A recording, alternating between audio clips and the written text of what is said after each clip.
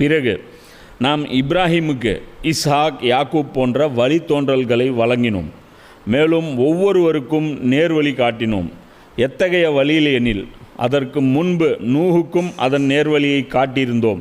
மேலும் இப்ராஹிமுடைய வழித்தோன்றலை சேர்ந்த தாவூத், சுலைமான், ஐயூப், யூசுப், மூசா, ஹாரூன் ஆகியோருக்கும் நேர்வழி காட்டினோம்.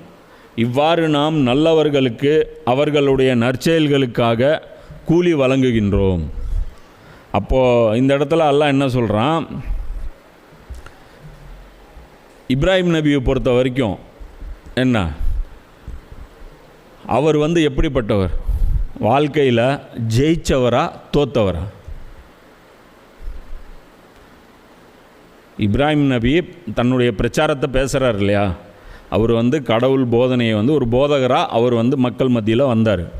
அவர் வெற்றி பெற்ற போதகரா தோல்வி அடைஞ்ச போதகரா? ஒரு கொள்கை நீ லான்ச் பண்ணுற, அது வெற்றினா எப்போ அது வெற்றி ஆகும்? பப்ளிக் அதை ஏற்றுக்கிட்டாங்கன்னா வெற்றி ஆகும். பப்ளிக்கே ஏற்றுக்கல அப்படின்னா அது தோல்வி ஆகும் தானே. அப்படி பார்த்தா இப்ராஹிம் நபி ஃப்ளாப்பான ஒரு பிரச்சாரகர். ஏன்? மொத்தமே அவர் உருவாக்கின மக்கள் எத்தனை பேர் தெரியுமா? ஒரு 10க்குள்ளே தான் இருக்கும். 2 மனைவிகள், சரியா? ஒருவர் சகோதரர் மகன் லூத்து. இந்த 3 பேர் மட்டும்தான் அந்த ஊரில், அந்த ஊருங்கிற அந்த ஊர் இருக்கு இல்லையா, அதுக்குள்ளே 3 பேர் மட்டும்தான் ஈமான் கொண்டாங்க. அதுக்கப்புறம் அந்த ஊர்லேருந்து இவங்க ஹிஜ்ரத் பண்ணுறாங்க, அந்த ஊர் அழிக்கப்படுது. அப்போ எத்தனை பேர் இவர் உருவாக்குனார்? இப்ராஹிம் நபி 3 பேரை. அதுக்கப்புறம் அந்த ஊர் அழிக்கப்பட்டது. அதுக்கப்புறம் பின்னாடி வராங்கன்னு வச்சுக்கோ, அது வேறு மேட்ரு. ஆனால் அல்லாஹ் குரானில் நம்பர் 1 பிளேஸ் யாருக்கு கொடுத்துருக்கான்? இப்ராஹிம் நபிக்கு தான் கொடுத்துருக்கான். அப்போது அல்லாஹ் பார்த்தியா எப்படி பார்க்குறான்ட்டு. ஏன் அப்படின்னா, அவர் வாழும் போது இவ்வளோ பேர் தான் அவர் வச்சிருந்தாலும் அல்லாஹ் இப்ராஹிம் நபியுடைய கண்ணியத்தை இந்த வசனத்தில் சொல்கிறான். என்ன சொல்கிறான்? நாம் இப்ராஹிம் மட்டும், நீங்கள் இப்ராஹிம் பார்க்காதீங்க, இப்ராஹிமுக்கு நாம் இசாக் கொடுத்தோம். இசாக்கை பார்க்காதீங்க, இசாக்குக்கு யாக்கூப் கொடுத்தோம். அவரை மட்டும் பார்க்காதீங்க, இப்ராஹிமுடைய வழித்தோன்றலில் தாவூதை கொடுத்தோம், சுலைமானை கொடுத்தோம், ஐயூபை கொடுத்தோம், யூசுஃபை கொடுத்தோம், மூசாவை கொடுத்தோம், ஹாரூனை கொடுத்தோம். இது எல்லாமே யாருடைய வழித்தோன்றல்கள்? இவங்க எல்லாருமே இப்ராஹிம் நபியுடைய வழித்தோன்றல்கள். புரியுதா? அப்போது குறைஷிகளை பார்த்து அல்லாஹ் என்ன சொல்கிறான்? நீங்கள் அதே மாதிரி தாண்டா எஸ்டிமேட் போடுறீங்க. ரசூலுல்லாவுடைய கூட்டம் எத்தனை பேர் இருக்காங்க? 125. நீங்கள் பல ஆயிரம். அப்புறம் இவர் ஃபெயிலியர் ஆனார் நீ பார்க்குறியா? எப்படி மேட்ச் பண்ணுறான் பார் அல்லாஹ். ஒரு அம்மார் பின் யாசிர், ஒரு பிலால், ஒரு உமர், ஒரு ஹம்சா, ஒரு அபூபக்கர், ஒரு தல்ஹா, ஒரு ஜுபைர் ரலியல்லாஹு அன்ஹு. இவங்க மட்டும்தான் நீ பார்க்குறியா? இவங்களை மட்டும்தான் பார்க்குறியா? நாங்கள் பெரிய பெரிய வெயிட்டு கையெல்லாம் நாங்கள் ஏற்றுக்கல. எவ்வளோ பெரிய popular businessman Khalid bin வலீதுடைய அப்பா வலீத் பின் முகீரா, அவர் ஏற்றுக்கல. உத்துபா எவ்வளோ பெரிய ஆள், அவர் ஏற்றுக்கல.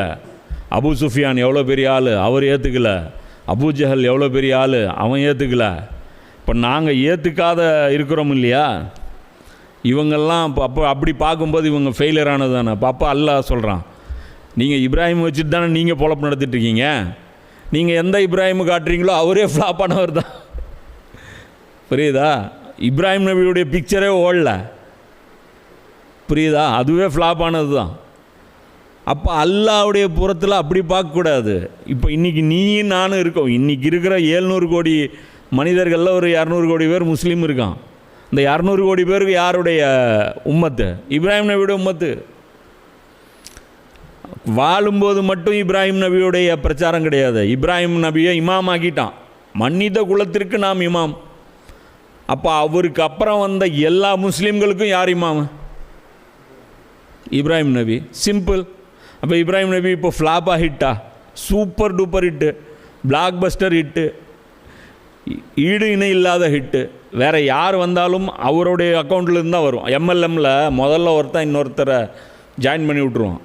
அதுக்கப்புறம் அந்த செயின் எவ்வளோ பெருசாக போனாலும் அந்த மேலே ஃபஸ்ட்டு ஒருத்தர் இருக்கான் பாரு, அவனுக்கு தான் ஃபுல்லு அமௌண்ட் வந்து போயிட்டே இருக்கும். அது மாதிரி இஸ்லாமுங்கிறது ஒரு மல்டி லெவல் மார்க்கெட்டிங் மாதிரி. அப்போ நாம் பிரச்சாரம் பண்ணும்போது நம்மளுக்கும் என்ன வரும், சோறு வரும். இங்கே உட்காந்து எத்தனை பேர் கேட்டிருக்கீங்க? 2 பேர், 3 பேர், 4 பேர், 5 பேர், அவ்வளோதானா? இதோடைய ஸ்ட்ரென்த் அவ்வளோதானா?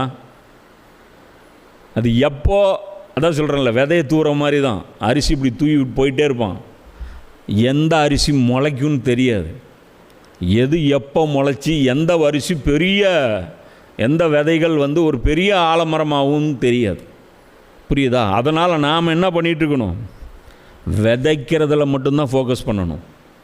முளைக்கிறதுல நம்ம ஃபோக்கஸ் பண்ணக்கூடாது. முளைக்கிறத பார்த்தோம்னா விதைக்க முடியாது. எவ்வளோ ஏன் ஆகுதுன்னா, விதைக்கிறதுல முக்கால்வாசி வேஸ்ட்டு தான் போகும். முளைச்சி வர்றது ரொம்ப கம்மியாக தான் முளைக்கும். அதனால் எப்பயுமே நாம் ஒரு விவசாயியாக பார்க்கணும். எதை? இந்த இஸ்லாமிய பிரச்சாரத்தை விவசாயமாக பார்க்கணும். அதோடைய பலன் எப்படியோ தொடர்ச்சி அது வந்துகிட்டே இருக்கும். புரியுதா? இதில் இன்னொரு விஷயமும், இப்போது இப்ராஹிம் நபியுடைய இந்த உழைப்புக்கு அல்லாஹ் மதிப்பளித்து அவர் ஃபேமிலியவே நபி ஆக்கிட்டான். அவருடைய பையன் என்ன, யார்? இசாக் நபி, அவரும் நபி. அவருடைய பையன் யார்? யாக்கூப் நபி, அவரும் நபி. அவருடைய பையன் யார்? யூசுஃப், அவரும் நபி. எப்படி நபிக்கு மேலே நபி, நபிக்கு மேலே நபி. அவர் சொர்க்கத்தில் எவ்வளோ ஜாலியாக இருப்பார் இப்ராஹிம் நபி. என் பையன், எங்கள் அப்பா ஏற்றுக்கலன்னு என்ன, என் பையன் சொர்க்கத்தில், அவனோட பையன் சொர்க்கத்தில், அவரோட பையன் சொர்க்கத்தில். அப்போ இதிலிருந்து நாமளும் வந்து புரிஞ்சுக்கணும். புரியுதா? நமக்கும் வந்து அல்லாஹ் என்ன பண்ணுவான், நம்ம உழைப்பு சரியான பட்சத்தில் இருக்கும்போது நமக்கும் வந்து அல்லாஹ் இந்த மாதிரி மனமகிழ்ச்சியை ஏற்படுத்துவான். நம்முடைய முன்னோர்களை, நமக்கு அப்புறம் வரக்கூடிய சந்ததிகளை அல்லாஹ் இதே மாதிரி சொர்க்கத்தில் சேர்த்து வைப்பான். இது ஒரு பூஸ்ட்டு. புரியுதா? நம்ம இன்றைக்கி வந்து பிரதிபலன் பார்க்காம உழைச்சோம் அப்படின்னா நாளைக்கு இருக்கிறதுல இது எவ்வளோ ஜாலியான மேட்ரு. சொர்க்கத்தில் இதே பேட்சை அப்படியே அங்கே கிடச்சதுன்னா எவ்வளோ சந்தோஷமான மேட்ரு. உப்பா, உலகத்தில் நம்ம எவ்வளோ கஷ்டப்பட்டுட்டு இருந்தோம்ல, இங்கே எவ்வளோ எல்லாம் நல்ல வாழ்க்கை கொடுத்துருக்காங்களே, இதெல்லாம் நினச்சி பேசுகிறதுக்கு அங்கே எவ்வளோ கதையாக பேசுகிறதுக்கு எவ்வளோ அருமையாக கிடைக்கும். அதை நினச்சி பார்க்கணும்.